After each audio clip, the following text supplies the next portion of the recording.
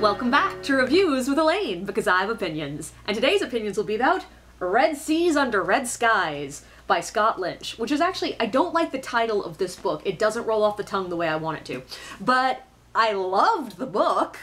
This is one of those books that if it hadn't been on back order when I finished this one, I would have already ordered the third in the series, even though I'm currently on a ban from buying more books, because my TBR shelf is taller than I want it to be.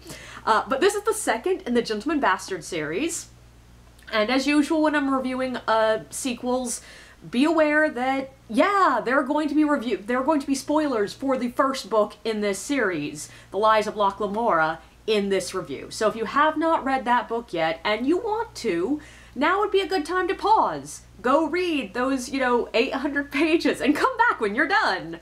I promise you I will still be here. But this book starts with Jean and Locke in the city of Talvera. They've been there for 2 years and are finally coming near the conclusion of a job they've been building to since they arrived. They are planning on robbing one of the most important men in this place, the man who runs the Sinspire, the most prestigious and important gaming house in the entire section of the world, really. But before they can spring their trap, they get unexpectedly hauled in by the military leader of the city, the Archeon.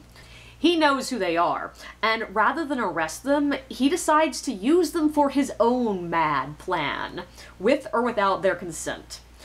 He gives them a poison, which will remain latent in their system for 2 months, and promises to give them the antidote, as long as they do something for him. He needs a war to hold his position of power, and he wants to spark one with the pirates of the Ghost Winds, some islands off the coast.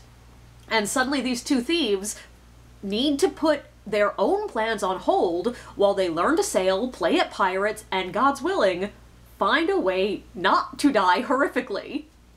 And yeah, again, I love this book. This is still exactly my kind of series. The characters are fabulous. Jean is this giant cinnamon roll who could break your neck with one hand, and Locke is just a little shit, but he's got significantly more compassion than most of the people that exist in this world. And yeah, this is a dark world, but there is so much love hidden in, like, the odd little corners that make it not feel oppressively dark. Also, the majority of the truly shitty people in this book are the rich, which puts this firmly in the camp of a Robin Hood style story. And yes, I'm wearing a Robin Hood shirt. But Robin Hood stories do some really interesting things, and this book sort of takes the time to play with some of those things.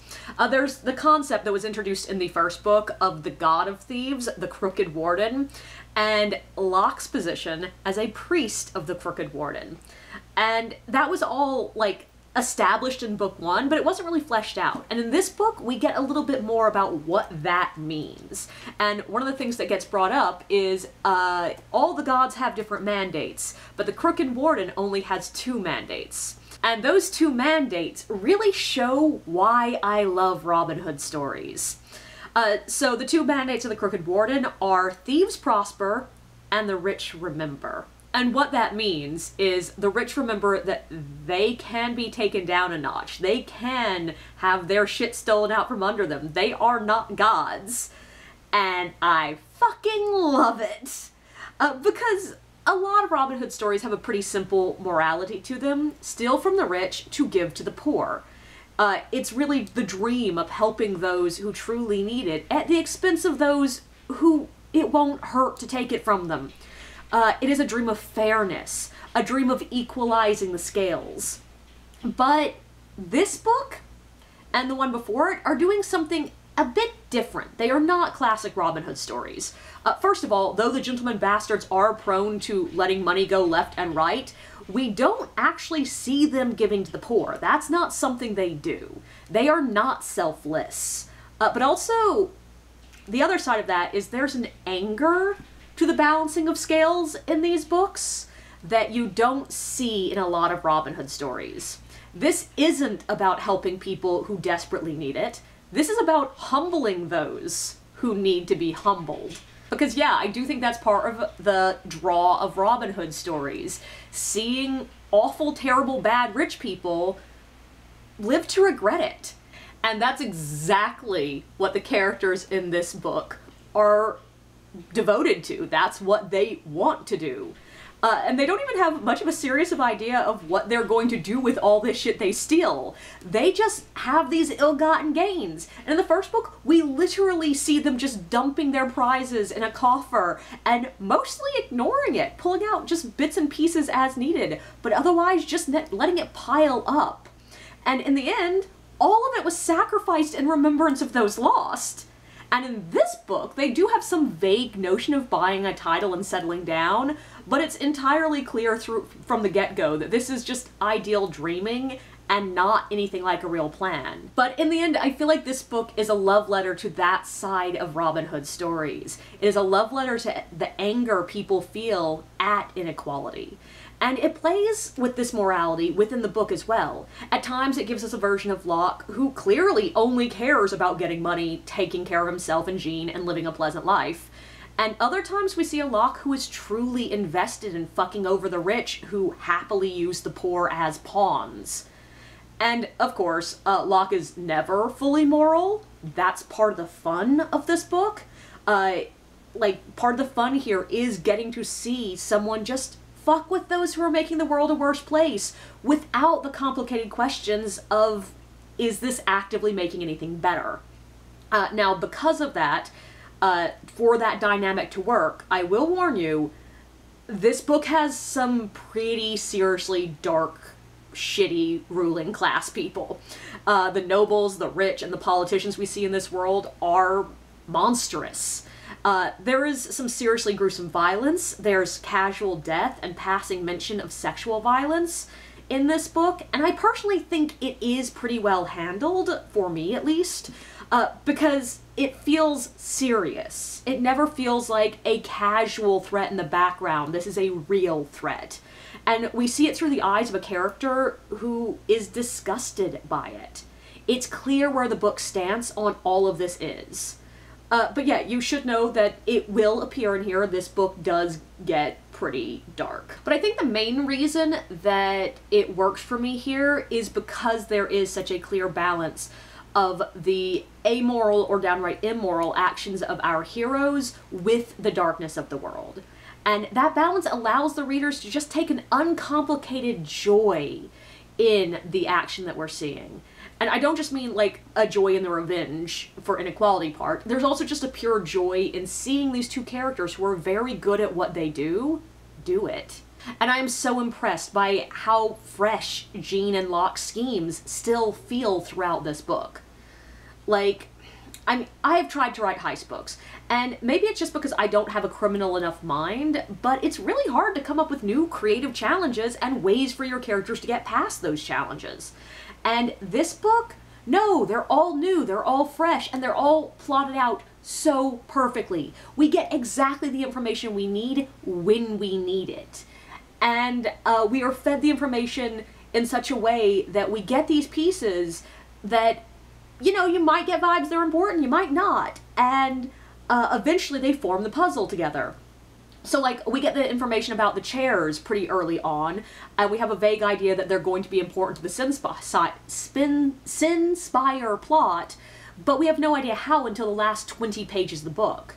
And I've read books that fail at this style of exposition, both because it's way too obvious how the pieces go together from the very beginning, so there's no mystery whatsoever, and also books that failed because it felt like we were just getting random information that had nothing to do with anything else.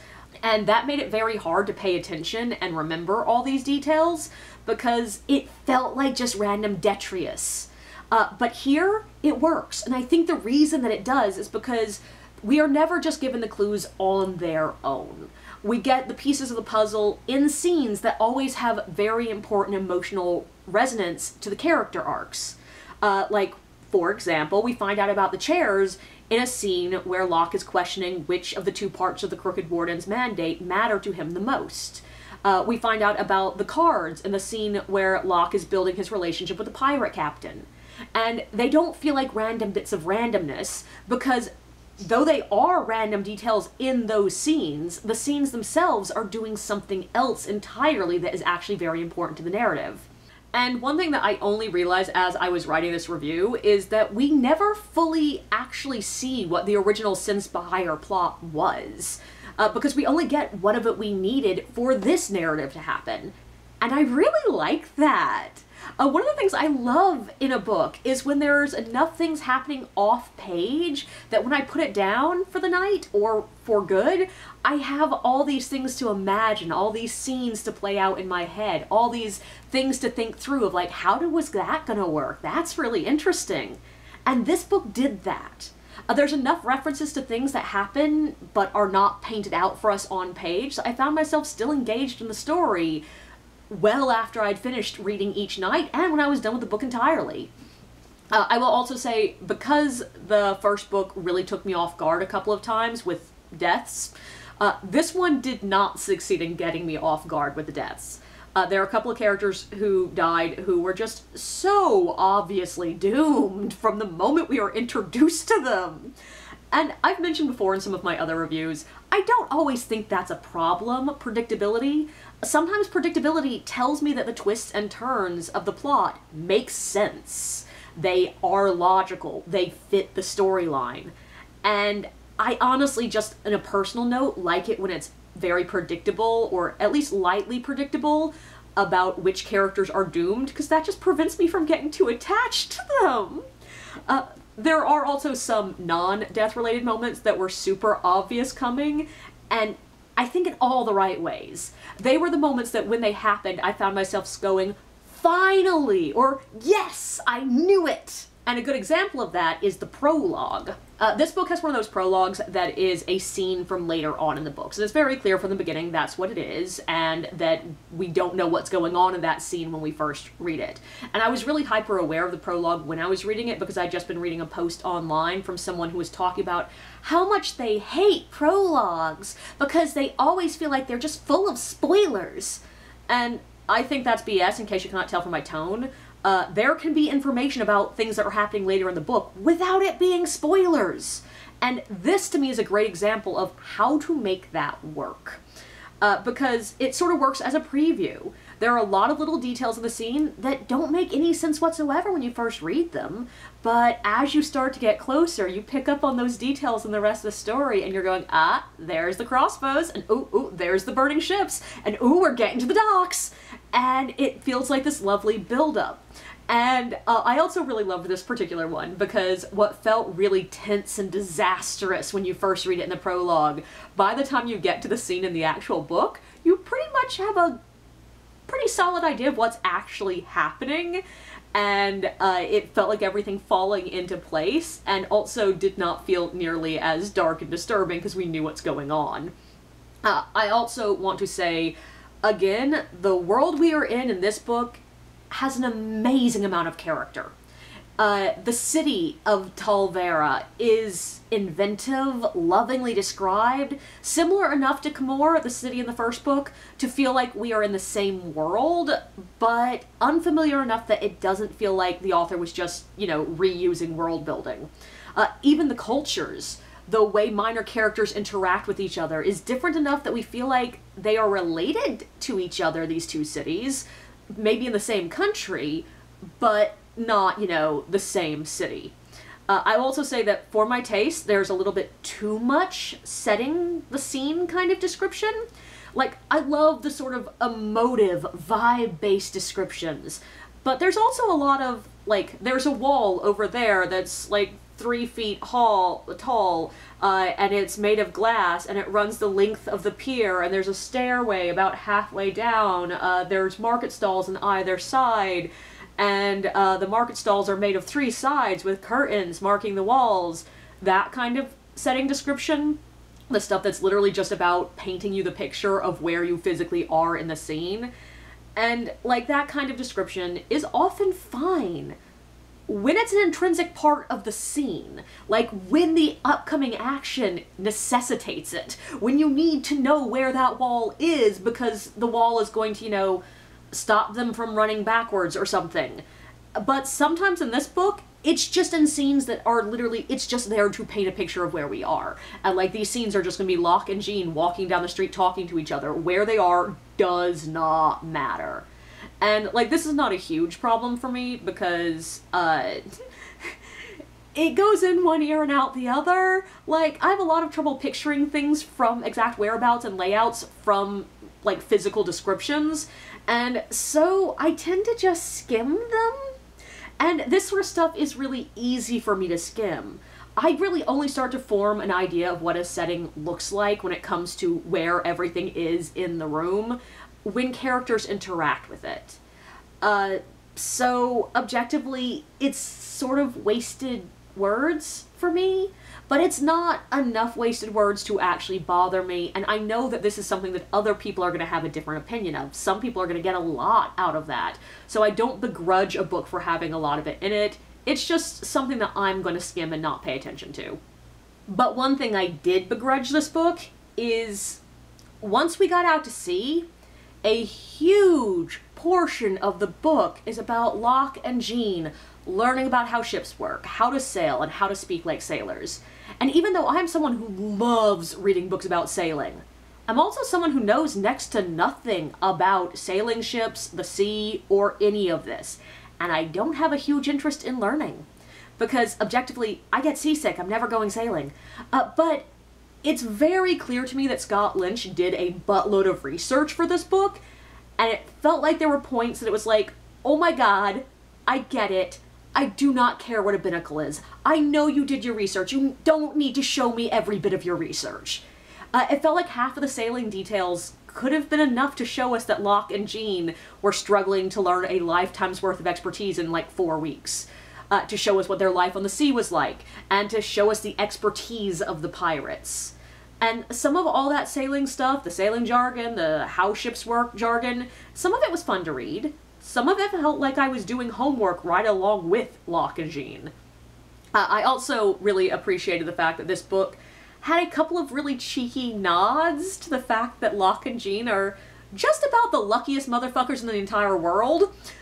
Most books feature heroes who are just gonna get lucky sometimes. And it's just the way narratives work. Sometimes your characters just need to luck into something. And I appreciate the honesty of having characters make comments about how the gods love them, and make comments about the fact that, oh, the only way you're surviving this is if gods love you, and then you survive, the gods love you. This all works for me. For other readers, it might draw attention to the ridiculousness of their survival. Your mileage may vary on this. But the other thing that your mileage may vary on, in my opinion, is how much it's incredibly clear Locke is winging it like 90% of the time. There were so many moments in this book where he could have come up with a lie ahead of time, and instead he plays it by the seat of his pants when he gets there. And personally, I love this, because it feels more realistic to me. Way back when the Avengers came out, and the Dark Knight movie, the one with the Joker, I heard a lot of people complaining about how ridiculous their schemes, the Joker and Loki's plots were, because there were just so many things that could have gone wrong any possible moment. Like if one person walked down the hall in the wrong direction, if the Joker ended up in the wrong cell, if this person was over here, if that person chose to go left instead of right, everything could have fallen apart. And that didn't bother me when I was watching those movies, because I just assumed that those characters were playing it by the seat of their pants. And I sort of really love the fact that this book just took that ambiguity away and directly told us, no, Locke is playing by the seat of his pants. He did not plan a lie before he came in here. And with really complex plots, to me that makes more sense, because that gives you a lot more availability and ability to go with the flow of what is happening. It doesn't matter if that character turned right instead of left, because you can just go meet him on the right-hand hall instead of the left-hand hall. It's not a big deal. And it worked exceptionally well for me in this book because of how often the complex plans, when things just go wrong, and Locke has to play it by ear, which adds another layer of complexity to the lies, so things just keep getting more and more complex because things keep going wrong. And also adds to the fun of seeing Locke fuck over all these terrible people because they are the ones that keep fucking things up for him. So they are the ones trying to take advantage of him and abuse him and trying to, like, you know, kill him. So it makes it even more fun to see him just spur of the moment change directions and do something else. And it makes him coming out on top, when he comes out on top, so much more cathartic. But I also want to talk about women in this book, because I have the sneaking suspicion that the author heard some of the complaints about the lack of female representation in the first Gentleman Bastard books, and specifically that book has literally no female characters for the first 80 pages or so, because this book, the first female character appears literally page 1 after the prologue, and the prologue's only like 2 pages, so page 3, the first female character appears. Now, these are not major characters, they are honestly barely tertiary characters, but later on we get several important, strong, secondary female characters. Some of whom verge on being primary characters, like there are a couple of them I question whether I should call them primary or secondary characters. This book also goes out of its way to point out that this is a world where as many women are in power as men. Of the 5 pirate captains we meet, 3 of them are female. One of the mandates of the god of the sea is that no ship should ever set sail without a woman in the crew, and preferably as an officer, which is a detail that I just absolutely love because it is such a cheeky nod to the tradition in our world that having women on a ship was somehow unlucky. I love the just straightforward reversal of that. But we've also got female soldiers, female gamblers, female merchants, female artisans, female pirates, female assassins, female mysterious characters with bigger plans, female politicians. There are just women everywhere in this book. And there was also a passing reference that clarifies that this is a world where gay relationships are a thing, and depending on which country you're from, it is either something that is completely perfectly normalized or not. Locke is still seemingly completely uninterested in sex with anyone, with the one exception of his ex. I've seen online Locke described as a demisexual character, and I don't know if that's what's going on. I don't know if he's a gray ace. I don't know if he's just, you know, wrapped up in Sabbatha so much he can't think about anything else. We don't know. It's not directly stated, but I do like to imagine him as demisexual, and I appreciate how it's presented in this book. 'Cause spoilers here, but they are spoilers that are super fucking obvious once you meet the characters, but Jean has a love interest in this book. And I really thought we were headed towards that classic bromance, male friends who are torn apart when one of them finds a girl storyline. And that's not a storyline I'm fond of, like I don't like it to begin with, and I really didn't like the idea of going there with this book because I love how close Locke and Jean are.